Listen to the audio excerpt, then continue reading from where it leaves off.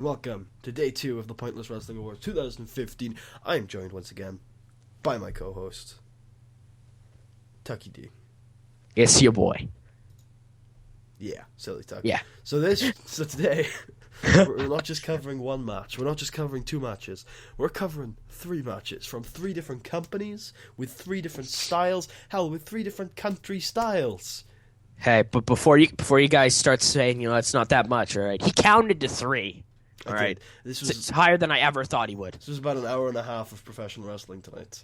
Yeah, it was crazy. I think tomorrow we're actually doing more matches because today we had a long match in there. But I didn't realize how short the other 2 were. We probably could have done an extra match today. Anywho, we are starting off with a match from NXT. Jason Jordan, Chad Gable versus Tommaso Ciampa and Johnny Gargano. This one just slipped into my list. I knew it was going to be on the bottom rung, but with a rewatch, it probably shouldn't have made the list. But what do you want to open up with this match? What are your general thoughts? Because you really like this match, actually. Yeah, so I should let you take this one. I want to start this off by saying, and I hope this becomes a little bit of a running thing, technical as fuck. Mm-hmm. That's the only way I can. That's the only thing I can say about the match. No, I'll say more, but it was super crisp. Yeah, super crisp. No, Zero don't botches. you say? Yeah, I don't think there were any. I couldn't think. No, I couldn't think of any. There were a couple of really cool spots. the shoulder tackle through the middle ropes was pretty baller. I think that beats the Big E spear through the middle rope. Big E spear though is the outside. It is, but it's the drop. It's true, but this one just looked nicer. It looked like a spear, while Big E's looks like a tackle. So Johnny Gargano was on the apron and went through the middle ropes and shoulder tackled probably Gable. Or maybe it was Jordan. Yeah, Gable. It was Gable. Okay, and it was pretty baller. That was part of the finishing sequence, which is one of my favorite parts about this match. Is for 3 or 4 minutes, they had a really nice couple of moves where they just upped the tempo on a couple of occasions, brought it back down, and then went straight into finishing sequence. And Jason Jordan is a pretty good hot tag, although he isn't perfect. I think there are some hotter tags out there, but overall the tag team works really well because they have a really good chemistry in terms of like their characters, and they're both really good professional wrestlers. So they've really hit a niche here, and it's certainly a really good match. It's just it had nothing on the line, absolutely nothing. Nothing at all, and the comms did not. Comms did a good job of calling the match, but no background at all. I don't want to blame Graves for it, but he is color. It is his job, and he did nothing to sell whether that this match was important. Yeah, I was as I was listening to it over again, I realized how shit Graves is. I love Graves. He's I don't know. Of the year. I may have subtract a few points from him because of what was it? He was like, how do you keep saying Gargano? He was like Gargano. He's like, oh, we got Gargano in here. And I'm pretty sure. Are you sure that wasn't Saxton? No, that was Graves. Okay, well, I do love Graves, and I do think he's great at character stuff, but he didn't sell the importance of this match at all. And honestly, though, it was a throwaway match that just ended up being really good because they had 4 of the best wrestlers in the world in it. So, they just did really it was a good match. It just didn't have anything on the line. I think that's why it prospers. It's just a match, and it's that good. It's just a match. It means nothing technically, and it's that good. Well, it's good. And that's like if you line up every match that's had no stakes, it's the best. But if you line up every match, the matches with stakes are better. Like this one could have had stakes. You can put stakes in any match, but it just didn't. And there was no in-ring story to tell me that these characters cared either. To be fair, like there was. You said it. You said it yourself. The in-ring story is that it's 2 young up-and-coming tag teams who need this win in order to move on to the tag team division. Yeah, but they didn't. And I know they didn't sell that with their. They didn't. Yeah. They mentioned it once. I think Saxton. It's not even. It's not even comms. Like, yes, they could have done it, and that would have helped to bring it up a notch for me. But even in the in-ring stuff, they were just going through the motions, and that's great because them going through the motions is great. But it's just that there are things like Becky Lynch, Sasha Banks didn't have that big of a build, but the in-ring story was told so well that it worked. Same with the match we reviewed yesterday, Ishii and Honma. Honma was a replacement. He was just thrown in there, but they built it during the match, and that's one of the reasons why longer matches tend to do better with me, is because you've got more time to tell a story. This was a shorter match. That's why I didn't really have the time to tell that story, because it was a throwaway match. Nobody at the NXT booking team expected this to do well. It's just have some really good talent in it. Just like every Heath Slater match, it's never expected to do well, but he's so good at being a jobber that it ends up turning into a decent match. Nothing on the level of this. Nothing on the level of this, because the Heath Slater match is like a 1-star match. But still, this did really well, but it just didn't have the stakes for me to be anything high. You can't hit 4 without stakes, and I just don't think anybody gave me any stakes, so that's why it's a 3.75 for me. For me, this is getting a 4.5, and my reasoning for it is one reason only. It's that good. It's fair. It's that good, and it's this high because it has no stakes, yet it's that good. That's I think I've worded that terribly, but no, I think you guys, you know what I'm trying to say. And if you don't, look it up. I mean, that's exactly what I said when I first saw the matches. I was like, this has managed to create stakes from nothingness because of how good the wrestlers are. But I just think rewatching it, there really wasn't anything, and like, especially with some context, neither team went on to do anything either. To be fair, so it's just I guess I'm just saying what I said earlier again, but that's why I put it there though, like, because it literally means nothing, and yet it's amazing. Yeah, but to me, you can't be that amazing if it means nothing. It's got to mean something. It just doesn't. So, yeah, I think we talked enough about this. We have differing opinions, and it works. It's fine. But this is definitely like not on the top 10 for me. It's not going to make it. So yeah, I wouldn't make my top 10 either. I think these matches are making. I think I'm going to rate really high. I think that's what you're going to find. I rate things really high. I think you'll find me rating certain things really high, but this one wasn't for me a barnstormer. It was a great match. In fact, if you're watching this and you have the network, and if you don't, there's a link in the description, you really should go and watch it, because it is one of the best. It's actually my favourite tag team match of all time. Wow, yeah. Of all time. Yeah, I think tag team wrestling is shit. This is my favourite tag team match of all time. Tag team wrestling hasn't been great since like the 80s, realistically. Yeah, and you had a decent 2002. Like a decent. Yeah, you can tell me like Edge, Christian, Dudleys, and Jeff Hardy were good, but they're not good. They just are good at throwing themselves at things. The Dudleys aren't good. Both Edge and Christian are good, and the Hardys are decent. But during the tag run, they weren't. So in the tag run, Jeff was the star of the show, and all he did was throw himself off things at people or off people at things. And Matt Hardy without a microphone is useless. Anyway. Moving on to the second match of the night, which was the Best of the Super Juniors final, Kushida versus Kyle O'Reilly. Kyle O'Reilly's first Best of the Super Juniors. Kushida has made the finals 3 years in a row now, I think. This was he lost to Ricochet last year. I think he lost the year before as well.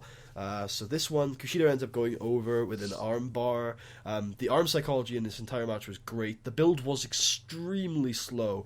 We're talking a 30-minute match with at least 15 minutes of build there. And the problem with the build is that O'Reilly either isn't a heel in the match, or is unable to work a heel style, because there is no point where O'Reilly, until the finishing sequence, looks anywhere close to a heel.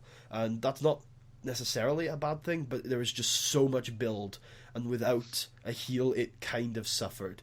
At the same time, the arm psychology really helped this match, and just like the last match, it was Tucker.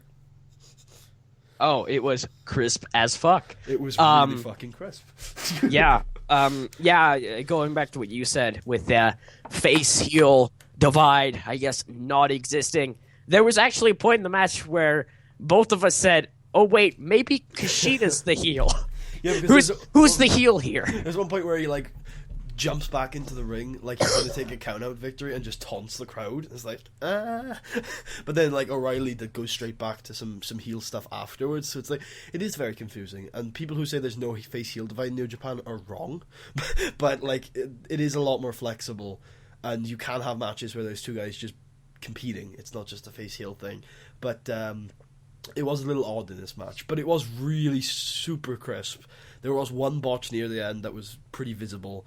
And they replayed it. They replayed it. I didn't even really notice it before the replay, but the replay really shows it, and it's really unfortunate because Kushida's usually really crisp, and I feel like he felt like this was his big moment and got a little nervous towards the end, kind of like Bailey at Brooklyn when she lands on her head.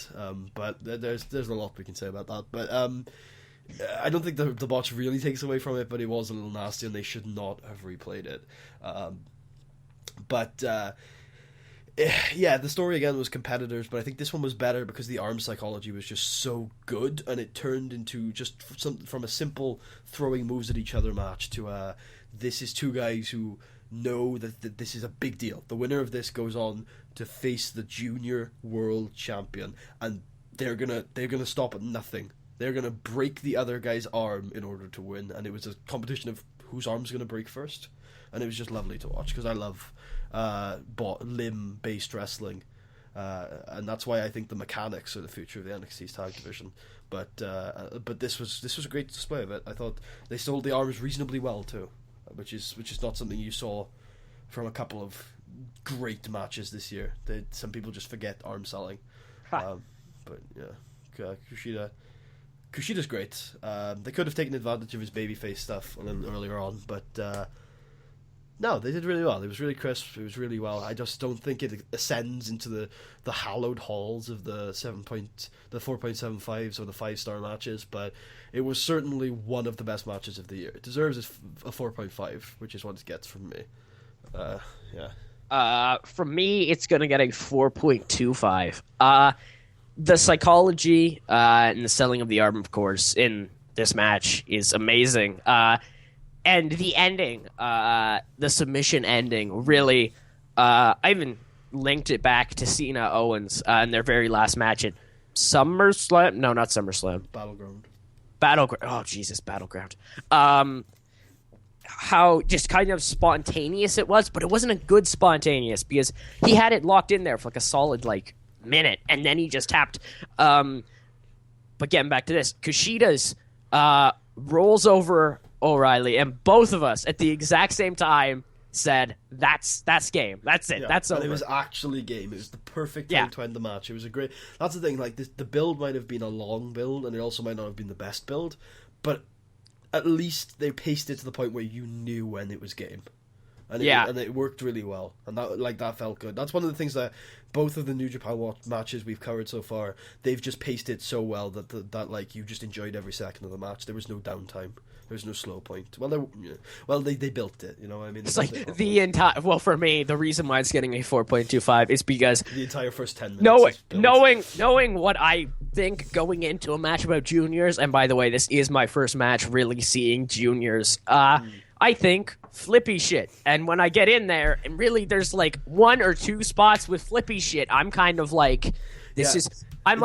stuck in the middle where it's okay, we've lost the appeal of hard hitting, ouch as fuck from yesterday, or flippy shit like hell that hopefully will come at some point. And it hits neither. See that. Yeah, it hits neither. It's just kind of in the middle where it's okay. That's what you'll see from the. I know this wasn't a junior heavyweight title match, but it was on the same level as one, and that's what you'll see from them is just great build, a lot of really solid technical wrestling, and then some really high action spots close to the end. And obviously their early stuff is a little more athletic. Like I told you, the Kushida flipping around during the mat based stuff was kind of cool. Yeah, that was pretty cool. But if you want the absolute chaos, you're either looking at the juniors tags, which sometimes does it, or the 4-way junior tags you get at Dominion and Tokyo Dome, which a lot of people like. I like them. I think they're fun. But you got one of them coming up on the 4th of January, which is just we stick 4 tag teams together and they do a bunch of flippy shit, and also the Young Bucks are there. This gets a 4.25 for me because I feel it was solid over spectacular. There was no moment in the match that made me go, wow, this is amazing. Are you sure that the armbar off the top rope didn't make you go, oh, this is amazing? It made me go, shit. I questioned if it was a botch. Or the UFC knockout forearm from O'Reilly, or the brainbuster on the apron where Kushida dies. Here's the thing, though. This relates back to it then. How about this? It had no moments that stuck in my mind because I just forgot about all of those. And now thinking to it, I'm like, oh shit, yeah, the Brainbuster was insane. I flipped shit about that, and I didn't remember it. Maybe that's because it was. Well, maybe it's because of the third match, which is memorable as all hell. Every single thing that happens is memorable. I wrote notes for both matches except for the last match, which I didn't write notes for because we both like this. One of the best things about this next match, which I guess we'll move on because we've given our grades for the last match. The great thing about this last match is that it is so memorable and it burns into your mind just like a light tube. Yeah, I could. If you sat me down and I watched that one more time, I could recite you the entire match. So this next match is in Ultima Lucha Part 2, the finale of Lucha Underground. It's the only match from that card that's on this list, and it's. Are you sure you don't want Tejano and Blue Demon? Come on. So this is you want it. Pentagon Jr. versus Vampiro in a Cero Miedo match. I think I got that one right, which is Zero Fear. Anything goes, falls count anywhere. Lucha Underground, fantastic stuff. Usual thematic shit from Lucha Underground. You've got Vampiro, who's obviously thematic as fuck, and then Pentagon, who's been one of the best themes of the entire show. In fact, I would argue either one or two best story / worker on the show. Yeah, who'd you rate above him? Like I've been number Puma's one. Been really good. Like I know you didn't see the early stuff, so Puma. Yeah, I haven't seen much early stuff with Puma. Puma started super hot, and then he kind of took a backseat to a bunch of other storylines like Katrina and obviously Pentagon. But he's been consistent. Like Puma hasn't had a bad match. He pulled like a 2 out of Hernandez. I will say that he's never, from anything I've seen with him, it's never bad. It's always I know you heard he was taught by Ricochet. Really? Yeah, so like that's why the resemblance for me is there. That's okay. That explains a lot of stuff. Yeah, Ricochet retired this year. I think I may have had some indie bookings, but he's anyway. But yeah, this match is vicious. You're so gonna get someone in the comments being like, "Ricochet didn't retire. What are you guys talking about?" Well, yeah, I think he went to help El Generico with the orphans. Anyway, yeah, wherever Kevin Steen is too. I don't know what happened Kevin to him. Steen is searching for Generico, I've heard. But yeah, no, this match was I don't know. This match was really good. One of the things I mentioned to Tucker before we started, and it's one of the reasons why I don't like reviewing. It's one of the reasons I think Meltzer does not review Lucha Underground matches. Is because it's so difficult to get a feel for how good they are when they cut so much shit out. Yeah, I didn't. Well, I've never really noticed it. Probably because, I didn't know, so I didn't look for that kind of thing. But going back through it, there's a lot of big inconsistencies. And anyone who hasn't just watched it again would think the exact same thing I did. Oh, there were no major inconsistencies. I'd see something like that. Go back again. No, there's a ton. I was like, there. I was going to start like a tally at one point in my mind. I was like, And especially for the format they're using, it's not a bad thing. I really appreciate that. But when it comes to reviewing a match, you can't really say, oh, that was a 5-star match when you missed all the boring stuff they cut out. Yeah. Like actually one of my favorite parts, which I'm guessing they cut a lot out of, was the match opens. Pentagon hits Vamp with a chair, hits him again. Vampiro just slides underneath the ring and just starts like hightailing it out into the crowd. He's like, "Fuck this! Not doing this! Not today! No! I'm done! And just starts going, and then like Vampiro catches up with him, and then he comes back to the ring. It's like, what the fuck? You need to know when you're talking about Pentagon because you just said Vampiro again. Ah, Jesus, damn it! How can I confuse the two? One, because one is a very large elderly man. It's Pentagon Junior and Pentagon Senior. Yeah, fair enough. Okay, so yeah, no, this match. Okay, so like you said, it builds with the crowd stuff, which they cut a lot out of. Then they get back to the ring. You start seeing some aggressive, not so stiff, but just you see some shit that like when you think about how old Vamp is and Stryker sells how old he is too. That like it does hurt you a little bit, but that's just the start. Once the the stretcher spot gets taken care of, then they pull out the thumbtacks, and then you start seeing them taking some bumps on thumbtacks, and that's disgraceful. It's great, by the way. I love hardcore matches. Tucker always uses the word disgusting. I think he's on the fence, and I know Dave, I think, hated this match because of how disgusting it was. I like hardcore matches. I don't like them every week. I don't watch CZW because it's disgusting to me. But when you're at the end of a blood feud like this is, I think it works fine. And I love like the Eddie Guerrero levels of blood, the Great Muta levels of blood, the Alexa Bliss from early last year when she cut her nose levels of blood. This is good stuff. It's a really good blood feud.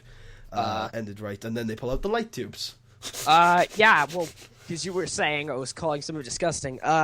It doesn't get disgusting up to me. You know what? The amount of blood is fine. The thumbtacks, they're fine. The flaming table is fine. Anything else is fine. The light tubes, though, and I guess in my mind, I hadn't really put two and two together. It's not real mercury, but because I don't know why I didn't put two and two together until you, I guess, pointed it out to me, and I'm like, oh yeah, right, that would be insane. Well, yeah, here's the thing, is like, when I watched it for the first time, I saw the way they broke, and I was like, well, yeah, they are gimmicked, but then look how much blood. Like, I don't know whether it's fake or not, but I don't care. At some point doing this watch with you, I realized, I was like, I don't care. This just looks great. I don't care whether, like, they've hit each other hard or not, but they've just put a lot of work into this, and it looks great, and it comes off as a blood feud ender. It's so good. It's my favorite story of the whole show, even if I do think Grave Consequences or All Night Long are better matches, but this is definitely the best story conclusion of the entire season for me.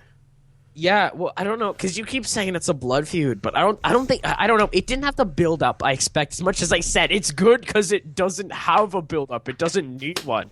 No, this one did, though. Like, this because it's crazy. If you just have that, I'm like, what the hell is going on? I don't know. I didn't feel like it had the build it deserved. Because stuff, I would give it to, I don't know. I'm trying to think now. I probably won't be able to name something that I would accept it with.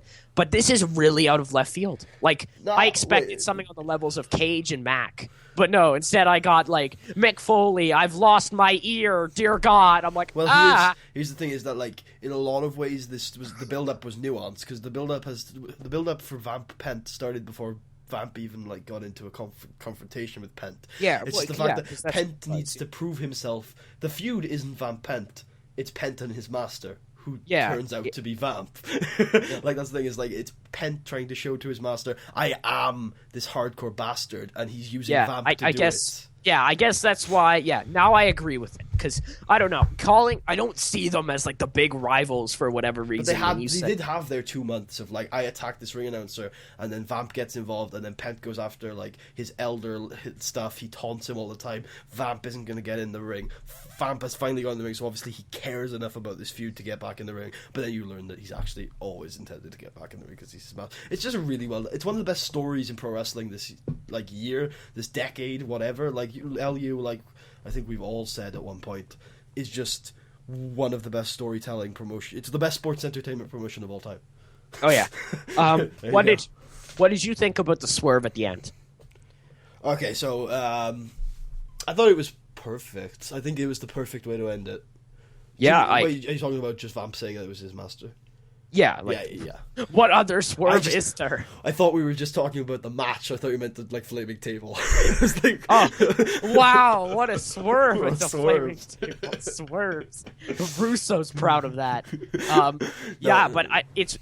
I don't even like to call it a swerve, because it wasn't a Russo-esque swerve. It was a properly built to nice plot twist. Yeah, because, like, I didn't see it coming at all. Well, I saw it coming after he said, like, you're looking for your master. I was like, oh shit, it's him. Oh God, it is. Well, I think I was like, oh, it can't be Vamp. That would be too obvious in a way. But, like, nah, I did see it coming, but I didn't think they'd actually do it. I thought they would go with something else, but I didn't. I don't know why. It never crossed my mind. It never crossed my mind up until, like, the end, where I was like, oh shit, that makes so much sense. Yeah, no, like, but it's perfect, because he's the perfect guy to do it, because he's the perfect guy to be the guy, because he's always been there, and he's always had this supernatural past, and yeah, no, it's great, it's good stuff, and it's one of the reasons why Lucha Underground is so great. Yeah, and like I said, like, they've done a lot with a lot of. This match is the perfect example of LU doing a ton with not a lot of talent. Yeah, I will say this. Why aren't, like, Mil Muertes, his weird little people, Katrina, Pentagon, and Vamp in the same stable? they fit so well together. This I like the idea of darkness vibe. I like the idea of Pentagon being kind of separate from that. I can't wait for the Mil Muertes Pentagon match. Yeah, he'd get lost in the mix in there. Because I mean, they fit so well together. Look at the trios champions. Can you tell which one's which? One of them is actually like Angelico or something like that. Not Angelico. No, it's like one of them is like Jack Evans or somebody like that. Where I'm like, holy shit, what? Oh, that makes it that makes sense. It's hidden in Lucha Underground. I'm not going to look up Lucha Underground, actually, now I think about it. Yeah. But hidden in Lucha Underground is some really good talent, but their main event stuff, like Mil Muertes, like, he's not got it no more. Like, yeah, like, you know how old Mil Muertes is, right? Is he, like, 40-something? Yeah, something like that, because he had a TNA run. That's how... He had a TNA run back 40. In 2008. He's 40. It doesn't say he's Lucha Underground champion. God damn it! Wow, I'm not surprised. But yeah, fair enough. I do expect him to lose it. Hopefully. I mean, is it Phoenix who won the gauntlet match on Ultimate Lucha? So, but he's going to defend that, so that's going to be interesting. I don't know. I feel like Phoenix Mil Muertes could be. But that's really the thing with Lucha Underground is I don't even give a shit about spoilers because like the titles aren't that important. It's the story. Like yeah, they're not gonna, how do they do it? Unless I log on and it's like, oh, Dario Cueto is Lucha Underground champion. That'll kind of give me a little bit of a hint to the story, but I'm like, I don't know. I don't be like, what? He's like, this temple is mine. This title is mine. He just like has a champion fight for him, and every time he wins, like he gives the title to Dario instead, and Dario wears it out. Pent versus Mil Muertes though, yeah, could be amazing. Good, yeah. And I can see it too. I don't think it's going to be better than Puma Muertes, and Puma Muertes wasn't great. Yeah, but if they built the story properly. I think if they did, it's the story of Mil Muertes is this invincible monster, and Pentagon is this guy who I'd like to see was an invincible monster, but now he's run into this invincible monster, and now he's basically this like underdog who has to use any insane batshit tactic possible to try to win. Wait, are you saying Pentagon? Was that last bit about Pentagon or about Mil Muertes? Yeah. I want to see Mil Muertes Unstoppable Monster run into Pentagon Unstoppable Monster. Pentagon, I don't want to see him cast as the underdog. I just want Pentagon to be the badass, and I want Muertes to end up scared. That's what I want to. And I want to see the Katrina and Vampiro interaction. I think that's going to be fun. I want to see how Vampiro terrorizes them. I want to see like Pentagon just destroy all three of the trios champions. Katrina watches on in fear. Like, yeah, no, this match is going back to the match. Yeah.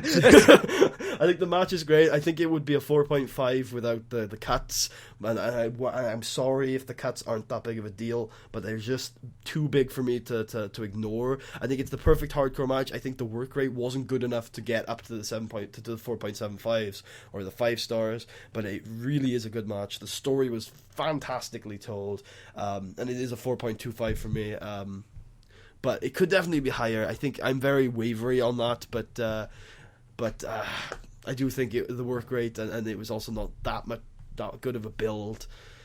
It was really fun though, but I wouldn't put it in like a top 10 or anything. So that's why it's 4.25. That's yeah.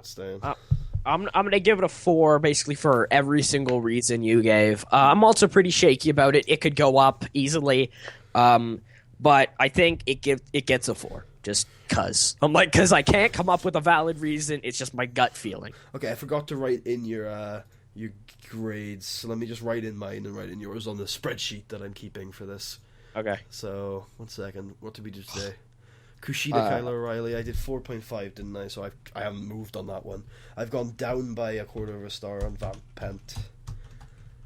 And on I didn't rate the first one, so 3.75 for the tag match. You give it a 4.5, right? Yep. And then you gave Kushida a 4.25, and then a 4 for the hardcore. And then Hanma Ishii was 4.75. I know, I had that one. All right, cool. Just the ones from today I didn't have. Oh, wait, I have Kushida versus Ricochet from G1 Climax. This seems incorrect. I saw that too, yeah. I was like, I'll have to have a look at that one. That looks incorrect to me. I feel like that's Hiroshi Tanahashi versus Shinsuke Nakamura. No. We'll have to investigate that one. Yep. Okay. Well, anyway, I'm not gonna. We're obviously not gonna do that match tomorrow because that's wrong. But Kushida Ricochet from G1 Climax Day 19. I've also got 4.5 in there. This seems very wrong. Okay, we'll have to have a look at that. Anywho, tomorrow we do our first WWE match. Oh, what are we gonna do? We're going in at the ground level. We're going in at the worst match on the list, which is Roman Reigns versus Daniel Bryan at Fastlane 2015. Oh, poor D-Bry. I love it's like, wow, yeah, D-Bry wrestled this year. That's crazy. But it's a double header. We're doing another WWE match. Is it the Rumble? No, it's the other match that's possibly the best WWE match of the year this year, which is Roman Reigns versus Brock Lesnar at WrestleMania 31. Yeah, that is fire. And then, to cap off an amazing night, we're going to do Okada AJ from Dominion. So, Woo! That's the main event. Okada AJ from Dominion. So, that's tomorrow night. Actually, no. Don't you dare miss it. I take that back. We're going to start the night with Shibata Sakuraba from Dominion, move on to Reigns, Daniel Bryan, and finish off with the WrestleMania main events. So there you go. That seems like a proper main event. That's our day. That's our day for tomorrow. Actually, we're going to check a fourth match in there too. Shit. Bullet Club Kingdom from Best in the World is going to start the night. Woo! So, be there or be square. Hope you guys enjoyed. Day 2. They don't need to be there. Like, come on. They got time zone changes. Like, it's 10:30 over here. It's like sometime over there. They don't have to be. You guys can watch it the next day, okay? If you don't watch it the next day, though, I'll come to your house and beat you. Make sure you watch all the way to the end when I, at least, maybe Tucker too, will read out the Hulu Awards, because I have all of a bunch of awards for this year that I've pretty much done, like Company of the Year, Worst Company of the Year, Gimmick of the Year, Manager of the Year, Announcer of the Year, Color, Major Show, Feud, TV Show, Worst TV Show, Most Improved, Most Overrated, and Most Underrated. Those are the awards that I've done. I can so guess Gimmick of the Year, but I won't say it on air in case it's right. Okay, but I've already shown you, and I think you might be wrong. But anyway, I hope you guys enjoyed, and I will see you guys tomorrow.